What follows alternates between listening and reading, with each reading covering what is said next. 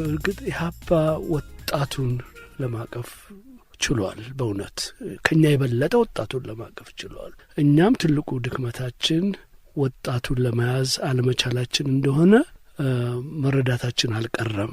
እንግዲህ እንደሚባለው አሁን ኤሊቱ ላይ ወይም ቢሮክራሲው ላይ ነው ከፍተኛ ተደማጭነት የነበረው ሲባል አለ ምክንያትም አይደለም። ወደ ህጋዊ ትግል በህጋዊው የትግል መስክ ውስጥ መግባት አለብን።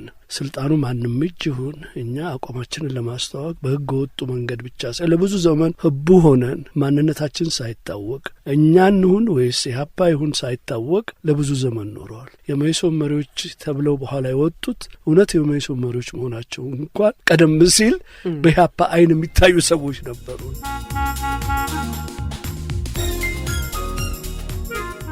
አንዳንድ ከድርጅታችን ድክመት የተነሳ የኢንፎርሜሽን ልውውጡ የመረጃ ማግኘቱና መረጃዎች በሚገባ የመገምገሙ ነገር በደንብ ትልቁ የድካማችን ምልክት እና የድርጅታችን የጥንካሬና የበስለት ደረጃን ያስተዛዘበ ሁኔታ ነው የሆነው። ምክንያቱም ወዲያውኑ ነው እልቂት የሆነው፣ ወዲያውኑ ነው ብትንትናችን የወጣው ማለት ነው።